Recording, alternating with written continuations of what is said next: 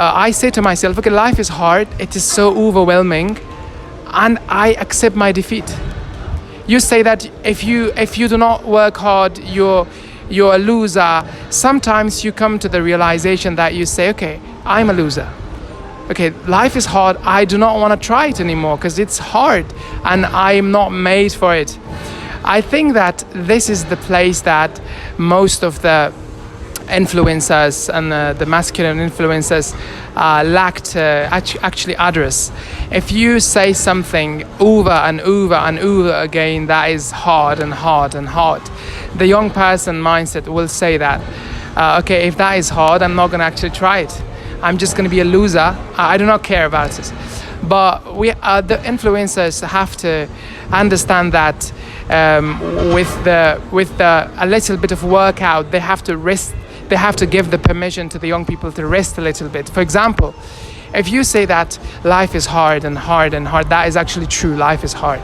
But if you say that life is hard, but that is not impossible. Life is hard, but that is easy. Life is hard, but that is genuinely easy. If you actually work smarter, if you actually, life is not always hard. It's hard sometimes. And they actually fail to say that. For example, the routine of the David Goggin, when you see that routine, you're going to say, I am happy with being a loser. I'm a loser and I love that. I do not want to be a winner. Okay? So that is like 4 hours of running and 2 hours of like doing cardio and other kind of exercises. That is so overwhelming. If you think about it, you're going to be so overwhelmed. But we have to say to the young people that life is hard, but it's not that hard. If you actually have a plan, and I would like to talk about the 2 minutes rule. 2 minutes rule is that if you want to do something, you have to just think about the 2 minutes of that actual activity that you're trying to do. For example, if you think about the whole entire journey, you're going to be demotivated. Ladies and gentlemen, welcome to the interview with I call him the Afghan Robotic genius. He has participated in many competitions around the world, and he's just a young person who has achieved lots of things. He's an entrepreneur, and I'm very proud to have an interview with him. So, what do you feel about it, sir? Well, thanks for having me. I feel absolutely, appreciated. I mean, one thing I believe is that one thing which is really, I think, lacking in our Afghanistan, people do not appreciate when somebody does something, or when someone is, it's more of destroying them. So I would love to be appreciated. Thank you so much for that. And thanks for having me. Absolutely, sir. So could you please tell me what is robotic and which kind of competitions have you participated? Well, robotics, to be concise, we can't really say a definite, absolute definition for something. In my point of view, I think robotics is the set of skills that gives you the opportunity to be innovative, to practice the paper-based ideas. So I think it gives reality to the science. I think this is the ultimate goal of science and knowledge. All together, they came together, they combine. As we say, it's basically, if you say like, it's sort of programming, electronics and mechanics, and deep down the mechanics, it has got a lot of branches and subcategories. Same thing for the programming and other languages, other parts of robotics. So I believe it is a set of skills that gives you the ability to be innovative. So that is interesting. Would you please tell me that, what do you think about the, you previously told me that you find, tell me about the spirituality. You told me that before. I would like to know about that more. Well, spirituality, actually this is a pretty decent, question, because I believe as much as we talk about this, it's never enough. Basically, especially in the spirituality is something that you decide. By the things that you witness, you feel, because it's more of feelings, I believe. Yeah.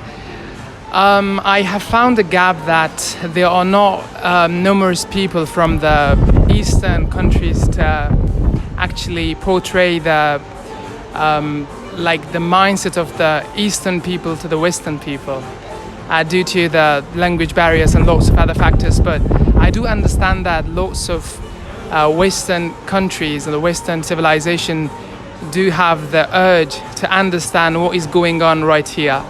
I think this is a good opportunity to be a voice to the Eastern people and to say and to actually portray the mindset of our people. So you say that you do not have a phone, right? That is interesting. Like a young person, I guess 20 or something. Yeah, young person do not have access to a phone. So what could be the reason for that? Could you please elaborate that? Well, personally, I believe everything you need could be fit in your PC, and as long as you've got your PC with yourself, you don't need the phone. Myself, most of my business and most of my doings are based on technology. So, and it's all being solved in my PC. Basically, when I had the phone, I was distracted with a lot of social media, or urge to call someone or to spend time in some part of, we can say, unnecessary things. So I believe it's not for a person who's not really responsible for a family, who's not responsible for letting know the family where they are, or the basic things that the phone does. So I've got a small, simple, not a smartphone, and I carry that because sometimes some urgency happens, and they call me directly due to in my cellular number. So basically, I don't have the phone. So that is very interesting. That is a good insight. You talked about the being distracted and distraction. I personally feel that most of the people, especially young generation right now, are struggling with the fact that they are so distracted and they are bombarded by the propaganda through the Instagram and through the other social media. Could you please tell me about the influences that you personally want to listen to, and the influences you do not recommend to the people around the world, especially young people who want to be somebody in the future? Well, that's a pretty interesting question. Well, about the social media, one thing which is certain is that it gives you the opportunity to think beyond the picture of what is just needed. I think influencers, as you said, they influence others. They influence their opinions, basically their decisions, their lifestyles, their priorities, their values. So I think you should find someone, even if you use the social media, if you are following someone, if you're influenced by someone, you should find someone who has the closest background to yours, who has the closest goal to yours, and who is having the responsible, positive messaging. Let's say conscientiousness. Because that's what makes a influencer. Let's say positive influencer. Because most of the time in here, when I open up my Instagram, they are giving me some ideas. They influence me with such things which I do not personally feel like they are really needed, like having a Bugatti, or let's say having a expensive watch, or having some expensive phone, or a lifestyle. It's real good, but not in my age, not in a time, not in my space right now. With the goals I have, it is absolutely not proper. So I think that's kind of let's call it toxic. Yeah. Okay, so that was a very interesting question. Answer. Talking about speaking of Bugatti, you reminded me of the Andrew Tate. All right. So what do you think about that man? Well, basically, when there is like an influencer who's having like followers, people are following them. If you disrespect them or their ideas, we are basically targeting a majority of people. So I wouldn't like to, say he's wrong or, I can come up with a good example. I can come up with a good story in my past. In my let's say teenage years, I love to drive. I love to drive, and I love to drive fast. Actually, I was influenced by social media, by the F1 drivers. Some people who have been like recording themselves, drifting their cars, and so basically, my mom was against it. And my mom had a very good quotation. She used to say, I know that you're cautious, I know that you are well aware of the road, you are well skilled, but the problem is that not everybody on the road is cautious. Not everybody on the road is having a good day or not in a good mood. So there is a possibility of you crushing yourself with that person. So and you're too young for that to deal or manage that time. So same thing here comes when it comes to Andrew Tate or other people. It comes with the age. I believe if you're not in the proper age, you're gonna misunderstand them. Or I think maybe he's having a good idea, and but it's not guaranteed that a kid or a teenage boy or a girl can understand him fully. He's talking about business. Basically, it's for someone who's done their college degrees, or after that they're going for that. So I believe that's for them. They should be influencing the, let's say, people at least in their 20s, not in their teenage years. That nowadays I see that a lot of boys in their teenage years, they are influenced by Andrew Tate, and they are misunderstood. They misunderstood Andrew Tate and his goal. Maybe he's a little bit brush, or let's say he's a little bit like let's not say exaggerate in masculinity, but he's misunderstood by extreme masculinity. But teenage boy shouldn't be thinking about that except for their personal development. So I think it's depending on your age. Okay. So you nailed it actually. The thing is that I would like to say something about the Andrew Tate, and especially the influencers. All right. Yeah. So the thing is that currently the currency that we have is our attention and time. I'm a certified accountant, and whenever I talk, I'm gonna give it the example of money. All right. So the currency.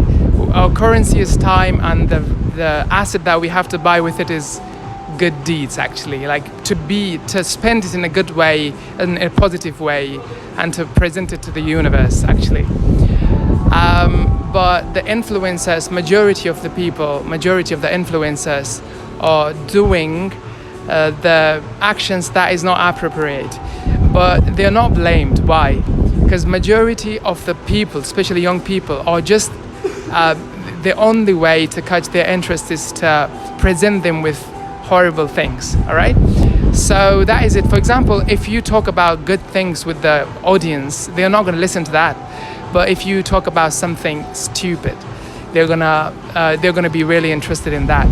And especially for the Andrew Tate, the fact that I personally love Andrew Tate. Why? The thing is that most of the people say that Andrew Tate should be perfect. All right.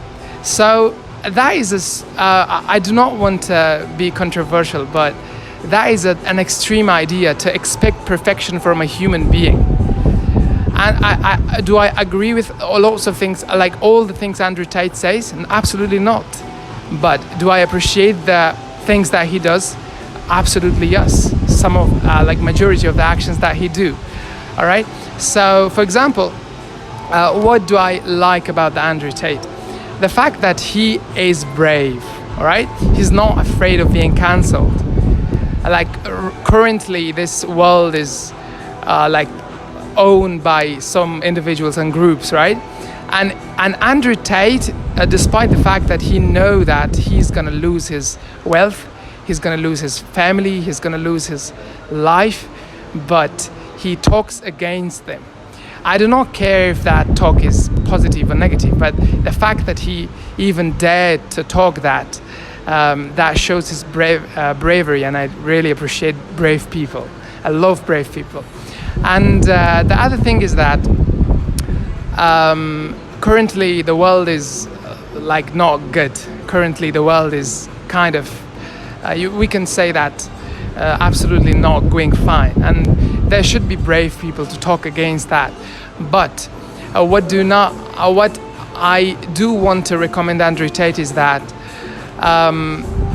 Andrew Tate thinks that he's invincible.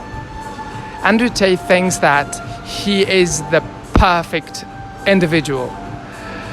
But humanity is not perfect unless we accept our imperfection. We have to rely on something in order, because we are humans, we're not machines. We need somebody to console us. And Andrew Tate says that I'm not going to, I do not expect anybody to console me. But personally for me, that is my personal opinion, we have to, I should personally rely on some superior authority, for example, God, Allah. And for that reason, if Andrew Tate, the fact that he learns about the faith, and he currently accepted Islam, all right?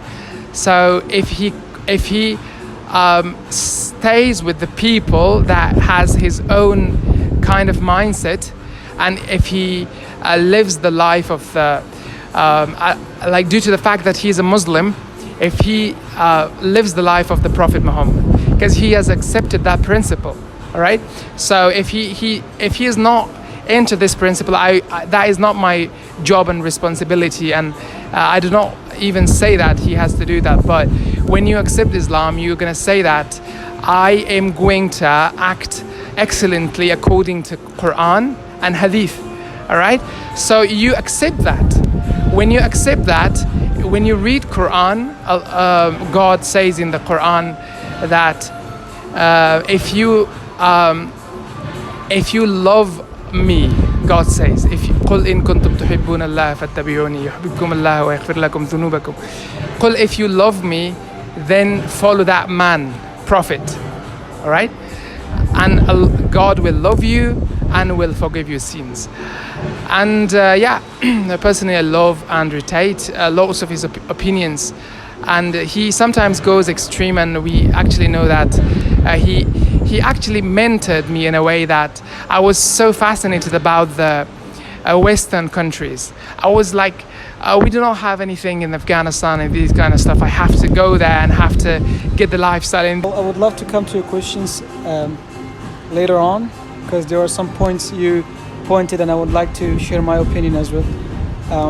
You had a very good point on saying that the currency right now is the time, and that's not money, right? So, well, something I believe, with all of my respect to time, I think people have time. The currency right now, I would argue, is that the currency right now is the energy. Most of the young people, they've got the time, they've got the money, they've got everything, but the problem for them is that they do not have the, the energy to do that stuff. For example, going to gym, for example, doing the business or doing the teachings, or things that they have to. So that's one point I would like to share. The next thing is that about Andrew Tate, we said, there is a good point. I used to have a, let's say, lovely teacher. I love him, and I always appreciate his existence in my life. He built me, and he told me about this: you cannot criticize someone unless you have accomplished things they have accomplished. You cannot criticize that one person. And I'm not gonna fully talk on this one. I'm not saying that we shouldn't criticize Andrew Tate or someone in his position, because he's got like he's a boxing champion and he is multi-millionaire. In last interview he said he is a billionaire. So let's say this so-called billionaire who's got a lot of followers, which they are currently people population of this earth, should be respected. And the fact that he's got a very good background in a sport, which is something I think right now it is lacking in the current generation, because technology made everything easy and people are just trying to, they are, with all the respect, they are not physically active as much as they should. So the good thing is that beside just, if you just pay attention to what he has done, he's physically active, a champion in boxing, pretty well known, rich, and he's got the logic that convinces thousands of people. So that's incredibly fascinating. All of these combinations together in one person. He should be really respected. Well, in a way, he influences others. For some people, it is they find that hook, they love it, and some people they feel even offended. So personally, I do love him, and I even purchased his course multiple times for my businesses, and it worked pretty well. I'm telling that he has done something, and most of his criticizers, I've seen the criticism from people that they not even close to what he have done, not even close to how he can even talk, what he have experienced. Most of them in their talking about let's say in their office, claiming that he is doing the wrong thing because of this thing, although they have never been in shoes of Andrew Tate or his followers. I believe his followers are mostly those people that they wanted more, they tried more, they failed, and they needed someone, a role model, let's say, or someone who can they follow, and he was in the right time. So it's about him, and about something else you said about family, last thing you mentioned. Let me tell you, the problem with the influencers, most of them the rich people, the entrepreneurs and people, they influence their lifestyle, they influence their beliefs, their thoughts, and most of them are not applicable for everyone. You know what I mean? For a person like me, you in their 20s, early 20s, starting to go for life, starting to go for business, facing the realities of the world. They do not have those assets, they do not have those, let's say, facilities to get that point. So Andrew Tate is always exemplarizing himself, his brother, their lifestyle. He's talking about KFC. He used to use the leftovers, as he mentioned, as he say. So these are absolutely great things. And what he says is that quote. He says, if you have a brother, then you're not poor, you are rich. So that's so true.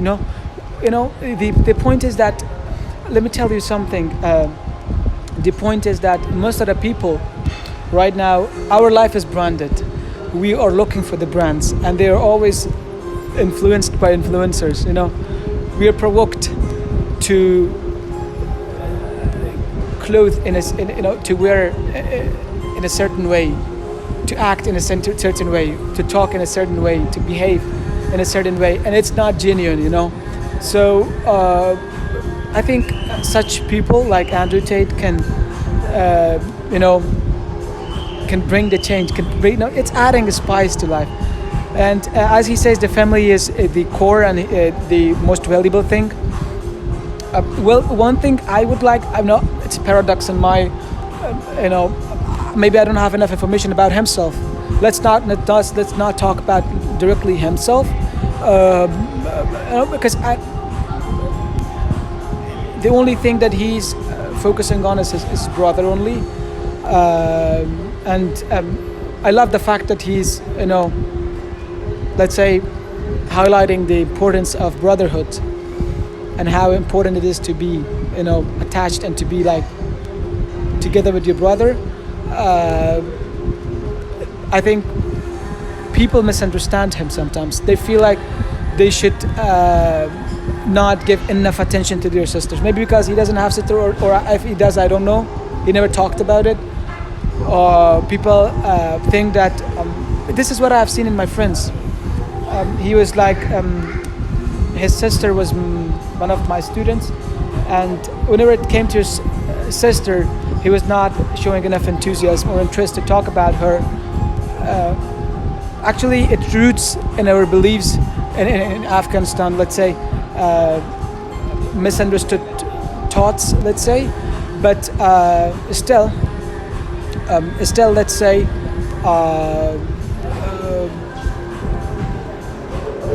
when a person is taking care of